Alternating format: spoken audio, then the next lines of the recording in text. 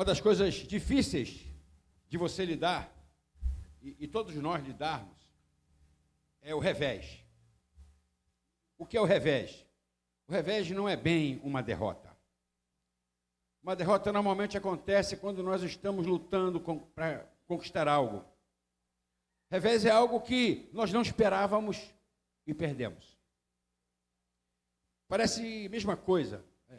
Não é. Quando você vai em busca de algo que você sabe que é difícil, você está lutando, você não gosta de perder. Né? Ninguém gosta de perder. Ainda mais por algo que você precisa, deseja. Mas o revés é aquilo que você tinha certeza que já estava na sua mão. Algo que estava ao seu alcance. Algo que você planejou bem. Algo que tu já contava. Por isso é muito difícil lidar com o revés. Essa dificuldade não acontece com poucas pessoas, não. Acontece com todas as pessoas, independente de quem você seja. É muito pior você ter um revés do que uma derrota. De um modo geral, essas coisas já acontecem com todos, cristãos ou não, né? E é óbvio que a gente imagina que os cristãos devem ter mais facilidade em lidar com o revés, já que temos a consciência que o Senhor está do nosso lado. Amém? Não é isso? E certamente, se Ele está do nosso lado, nos ajudará, nos dará capacidade e nos dará força para vencer esse revés. Amém? Mas, surpreendentemente, muitas vezes somos nós cristãos que mais sofremos com o revés. E às vezes até um único revés pode nos destruir. Mas por que será? Porque alguns de nós, quando temos um revés, em vez de buscar o Senhor para resolvê-lo, nós culpamos o Senhor pelo revés. Como se Ele deliberadamente nos abandonasse para a derrota. Você já se sentiu assim? Você hoje está se sentindo assim? Talvez seja algo que a minha experiência pastoral mais me ensinou. E eu nunca deveria ter me surpreendido com isso, porque também é comigo. As coisas acontecem assim. Algo que você precisa, que você conta que é teu, mas você tem um revés, você perde. Aquilo que tu pensava que era teu, não é mais.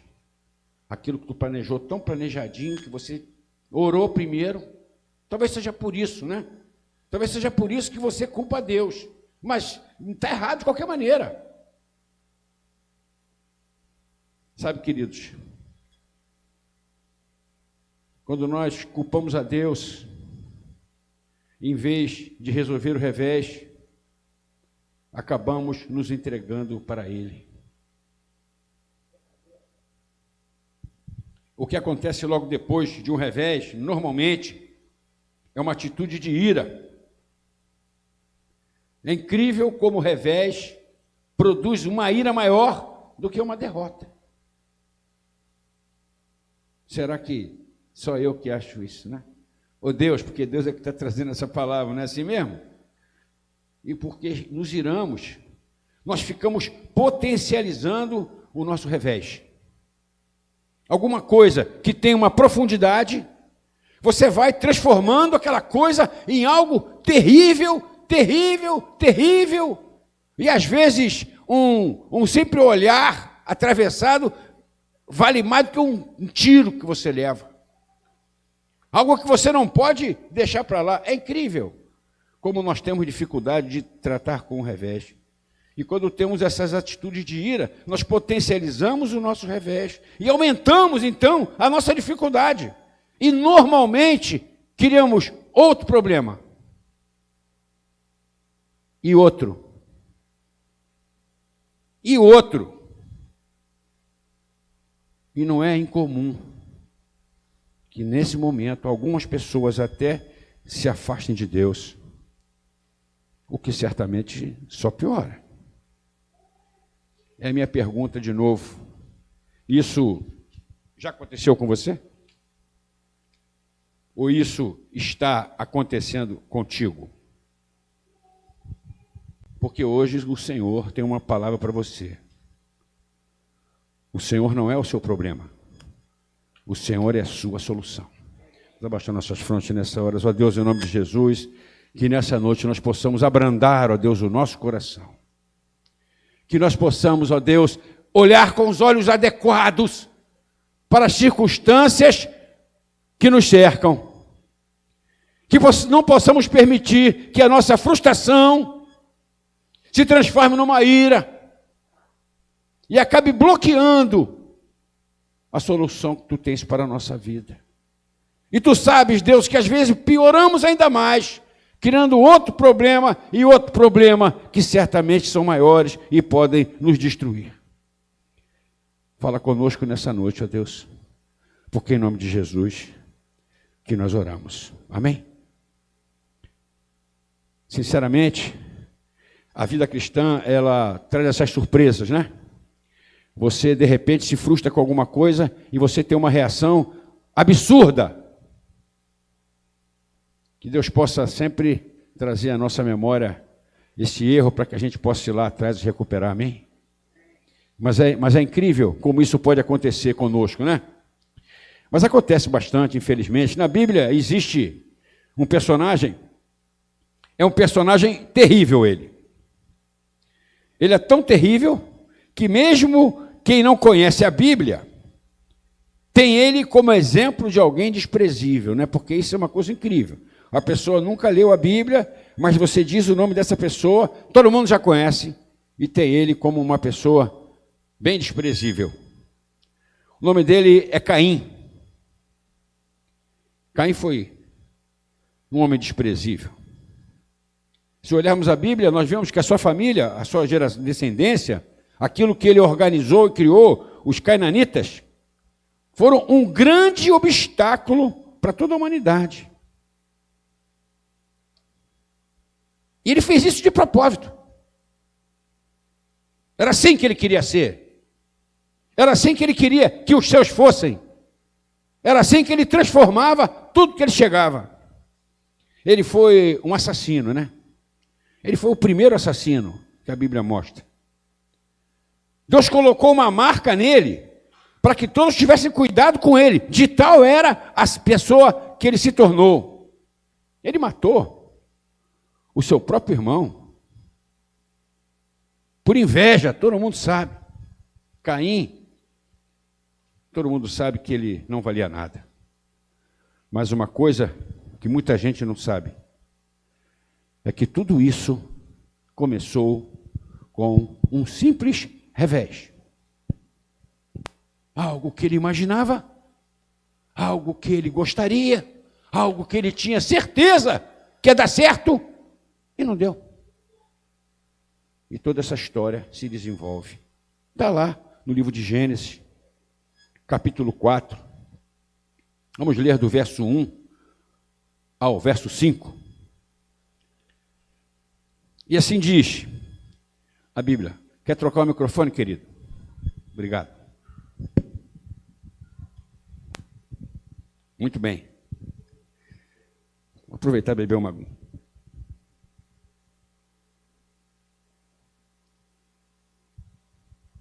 Vamos ver. Capítulo 4, verso 1, na Bíblia, diz que Adão conheceu sua mulher Eva e deu à luz a um filho, Caim, e disse, alcancei do Senhor um homem. E deu à luz mais a seu irmão Abel. Abel foi pastor de ovelhas e Caim, lavrador da terra. Tudo certo. Tudo certo. Aí a Bíblia continua. Abel, aconteceu, verso 3, que ao cabo de dias, Caim trouxe do fruto da terra uma oferta ao Senhor. Olha que coisa maravilhosa. O Senhor naquela época estava face a face com eles. Havia aquela interação maravilhosa com a família, com eles. E Caim traz uma oferta ao Senhor. E o verso seguinte, verso 4, diz assim: e Abel também trouxe dos primogênitos das suas ovelhas e da sua gordura. Então, Caim traz algo para Deus, uma oferta, e seu irmão Abel traz.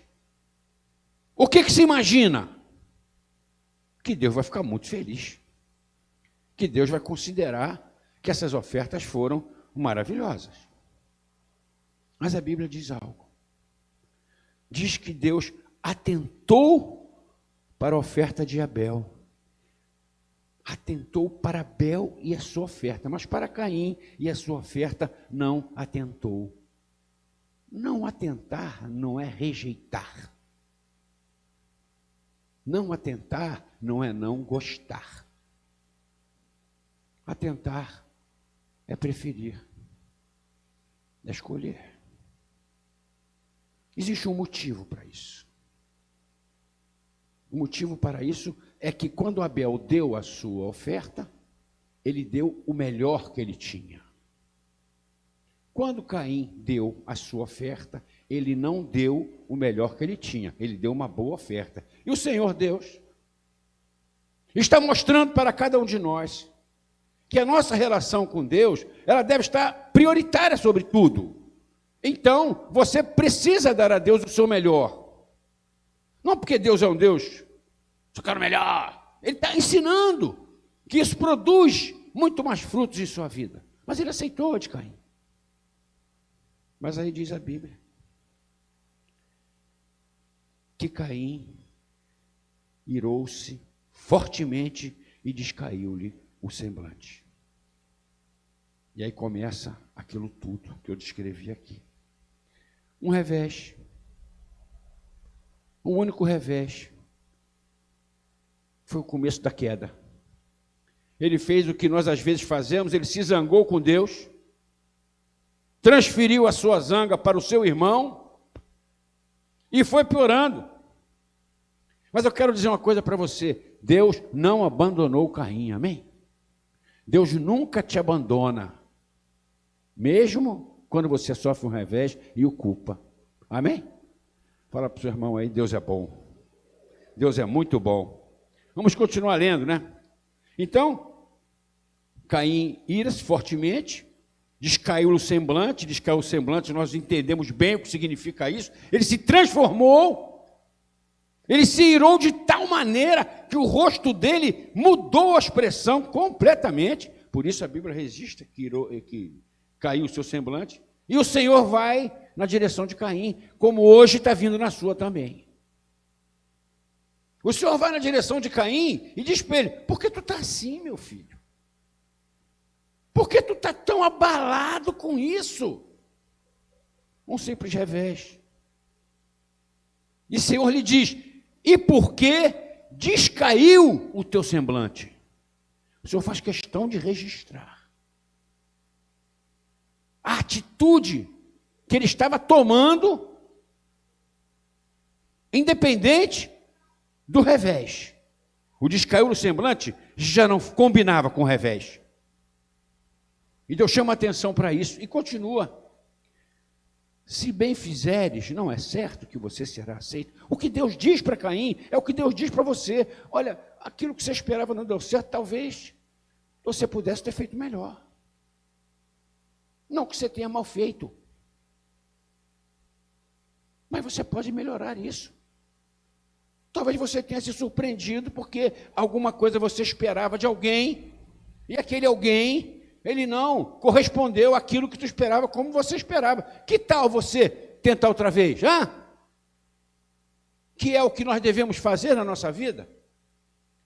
O Senhor dá essa sugestão para ele. Diz para ele: se bem fizeres, não é certo que será aceito? E aí certamente o Senhor muda um pouco o tom e diz: se não fizeres o bem, em outras palavras, se você não resolver esse revés de maneira simples, conforme ele é, o pecado jaz à sua porta, e sobre ti será o seu desejo, mas sobre ele você deve dominar. Nessa passagem nós vemos duas coisas especiais. Primeiro, Deus mostra a solução. Vai lá, faz de novo. Ele diz assim: Se tu fizer direitinho, vai dar tudo certo, vai lá. Ele mostra a solução. Ele não repreende o que causou revés com Caim. Ele não dá nem peso ao que Caim considera revés. Você está escutando o que Deus está falando para você? Deus nem está dando peso para o que Caim considerou revés e acabou destruindo a sua vida. Talvez nessa noite a pregação para você já acabou. Talvez você esteja dando um peso sem valor nenhum para o seu revés. Numa relação, as dificuldades de compreensão, elas fazem parte do aprimoramento da relação, amém?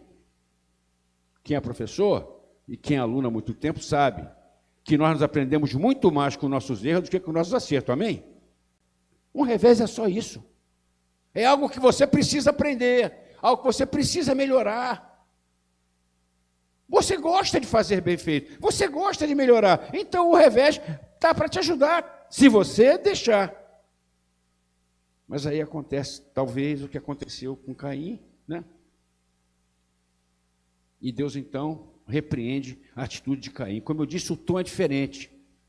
Quanto ao revés, Deus fala para ele, olha, que é isso, Caim?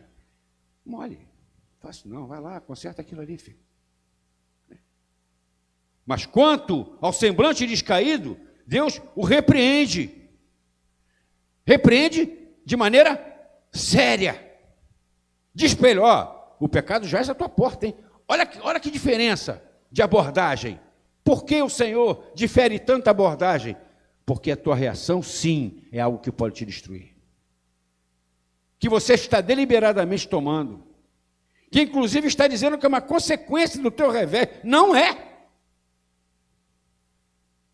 Essa reação está brotando dentro de você. Por tua causa. Não por causa do revés que você está passando. E foi justamente esse revés que era uma coisa simples de resolver, amém? Uma coisa simplérrima de resolver. Mas como ele deixou-se levar, como nós vimos aqui, é difícil. No início começamos assim, é difícil. É difícil, às vezes, superarmos um revés.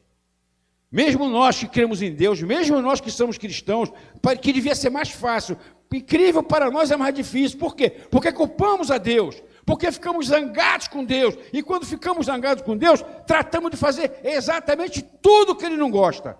E exatamente tudo que te destrói.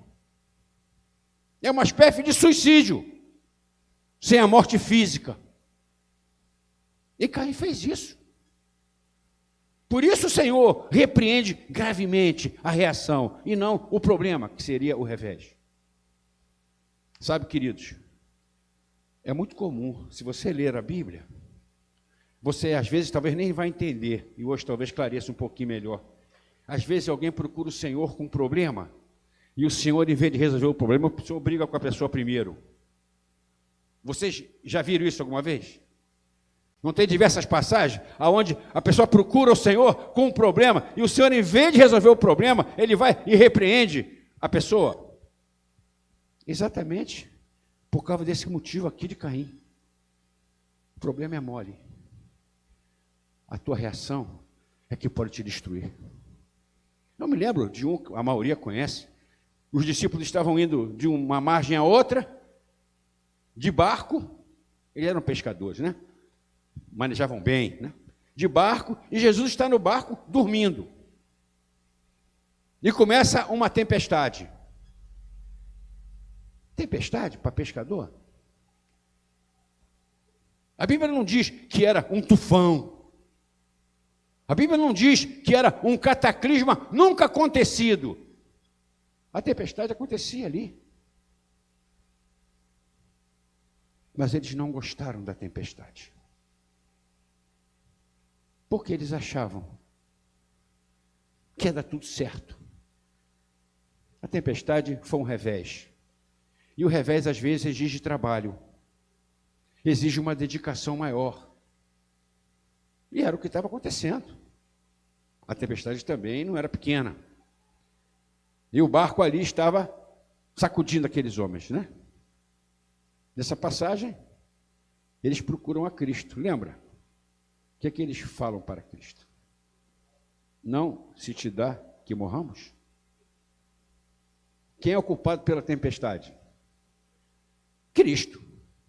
É isso que eu estou falando. Era um revés. Essa passagem mostra um revés. Existem algumas outras passagens onde tempestades acontecem, mas essa mostra um simples revés. Eles imediatamente vão para Cristo e falam, não, se te dá que morramos. E o que Cristo responde a eles? Cristo cessa a tempestade? Cristo faz o quê? Homens de pequena fé. Porque a tempestade não iria destruí-los. A tempestade era de fácil solução, mas a perda da fé os destruiria tanto quanto Caim foi destruído. Por isso que o Senhor repreende você. E nessa noite o faz. Pelas atitudes que você está tomando em consequência do revés. Essas atitudes, sim, podem te destruir. Existem muitas, né? Eu me lembro de uma outra aqui, vou falar. A Bíblia mostra um sujeito, o nome dele era Jairo. Ele tinha um grave problema. A filha dele estava muito doente. Todo mundo conhece, eu estou citando, não vou ler, né? Muito doente, né? Então ele sabe, né, que Cristo tem esse poder, ele sabe de quem é o Senhor. Então ele vai até Jesus. Ele vai até Jesus e pede a Jesus que Jesus cure a sua filha. E Jesus responde a ele o seguinte: sim, irei. E vai para a casa de Jairo. No meio do caminho, surgem umas pessoas e disseram: Jairo, para, não incomoda mais o mestre, porque a sua filha morreu. Vocês lembram desse momento? O que Jesus faz? Jesus não diz para ele: ô Jairo, não ser bobo, isso é só um revés, porque para mim curar ou ressuscitar é o mesmo, amém? Ele não fala isso. Ele diz o quê para Jairo? Não tema, crê somente. Porque a falta de fé naquele momento, o temor levaria ele por falta de fé, e a falta de fé ia destruí-lo. Sabe, queridos,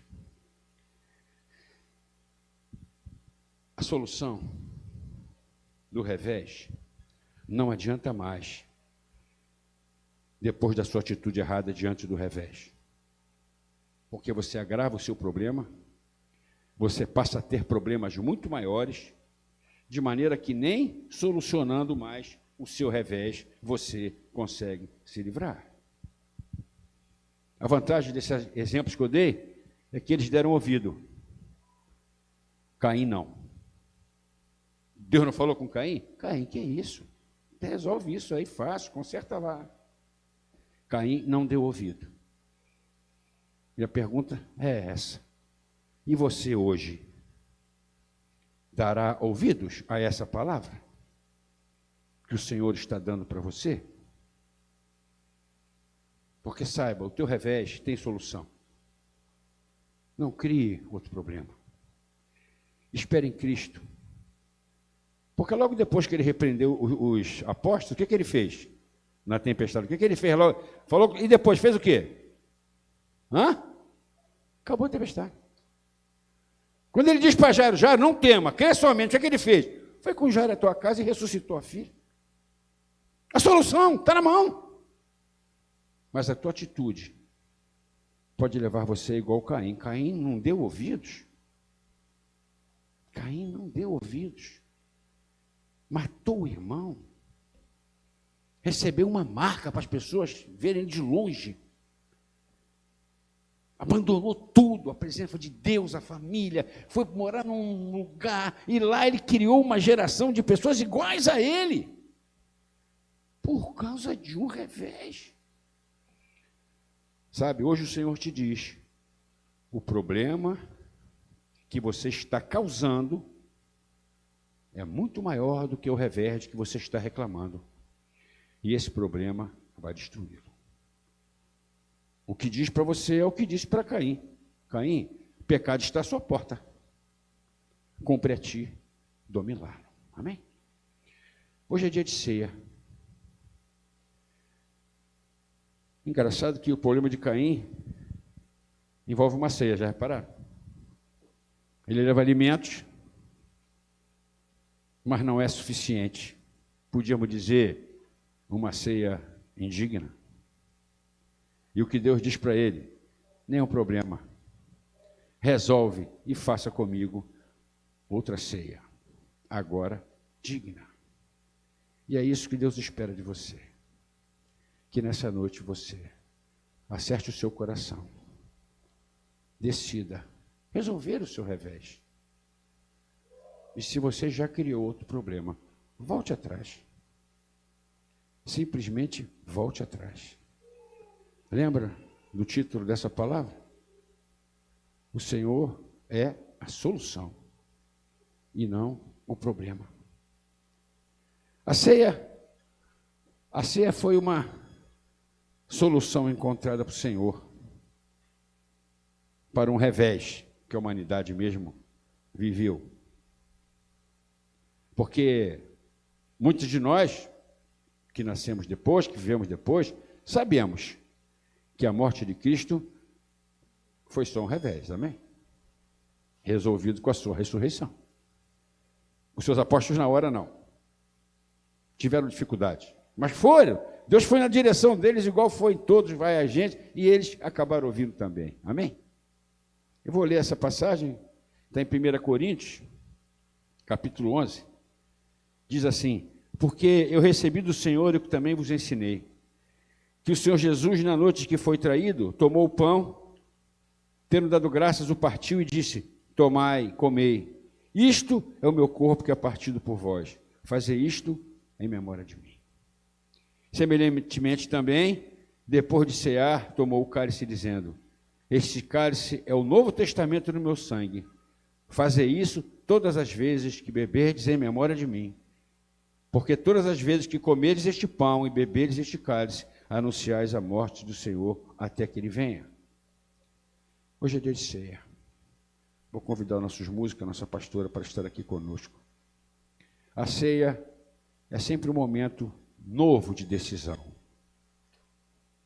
A ceia é uma espécie de fortalecimento que você pode receber para tomar a decisão correta, ou até mesmo para consertar uma decisão que você tenha tomado e que tenha estado errado. A ceia também é um símbolo da volta de Cristo. É um exemplo daquilo que o corpo de Cristo e o sangue de Cristo fizeram em nossa vida. Por isso nós estamos aqui em memória do Senhor. Ele diz, o apóstolo Paulo naquela passagem, movido pelo Espírito Santo, ele diz, ele pega o pão,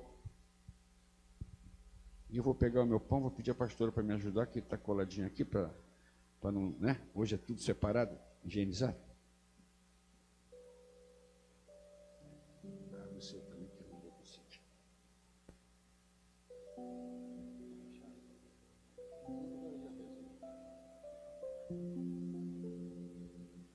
Espero que o seu elemento da ceia esteja mais fácil que o meu. Estou parecendo até o versículo, despedaçando o corpo. Não, isso é só simbólica, é brincadeira. Ele pegou o pão e disse: esse aqui é o meu corpo, que foi partido por vós. Pegou também o copo de vinho, né? O vinho, que para nós é o suco, né? Simbolizando a mesma coisa. Disse: é o meu sangue vertido por vós. Tudo que nós fazemos aqui foi conquistado por Cristo. Por isso, nessa noite, eu quero te dizer: confie em Cristo para a solução do seu revés. Não se entregue ao revés. Não se acomode ao revés. Não deixe para lá o revés. Não é isso que Deus espera, nem o pastor está falando. Não se entregue, mas não se ire. Muito menos com o Senhor. Porque Jesus é a solução. E esse nome tem poder. Amém? Vamos louvar ao Senhor enquanto fazemos uma oração. A Deus, em nome de Jesus, queremos te agradecer por esses elementos da ceia, que venham confirmar a oportunidade que tu traz para cada um de nós nessa noite, de tirar da nossa frente os problemas que causamos e enfrentar o revés simplesmente como deve ser. Fale com Deus enquanto ouvimos esse cântico, em nome de Jesus.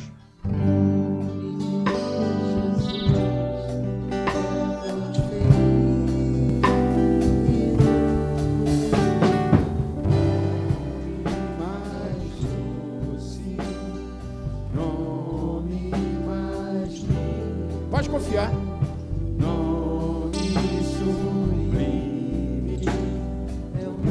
Do início.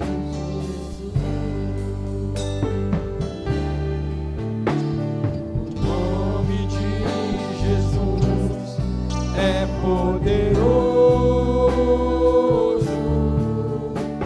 O nome de Jesus é sobre todos os problemas que todos nos revelam.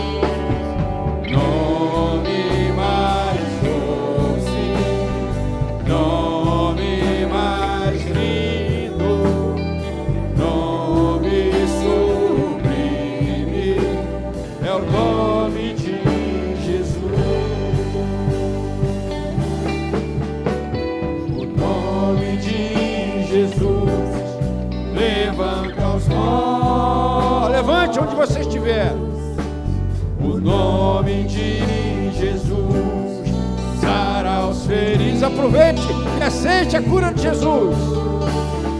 Nome mais santo, nome mais puro, nome bendito, é o nome de Jesus. Comamos e bebamos em memória de Jesus.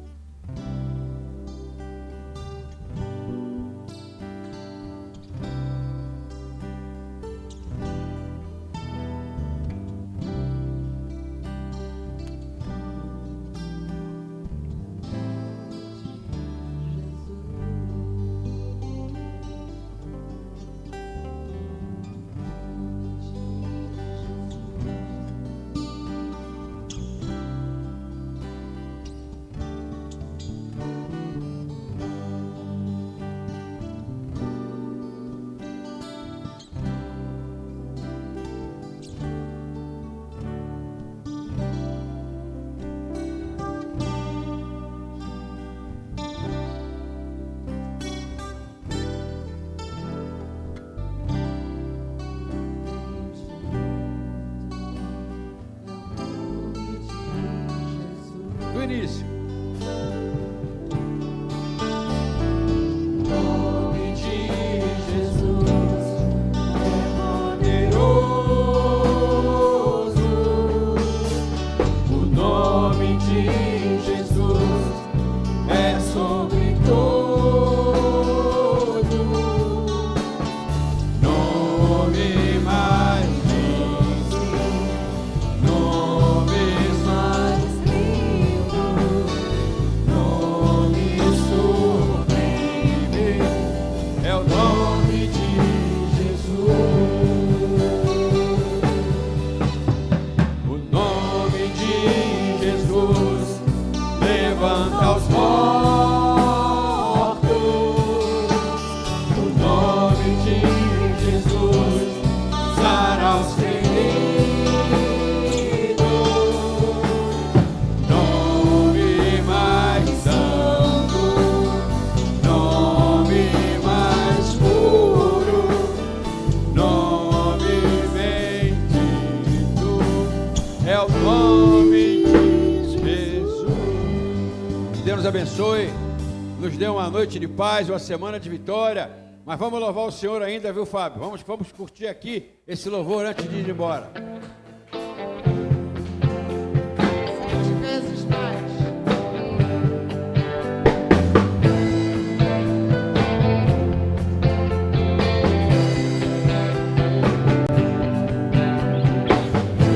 Guerra, dias de glória, na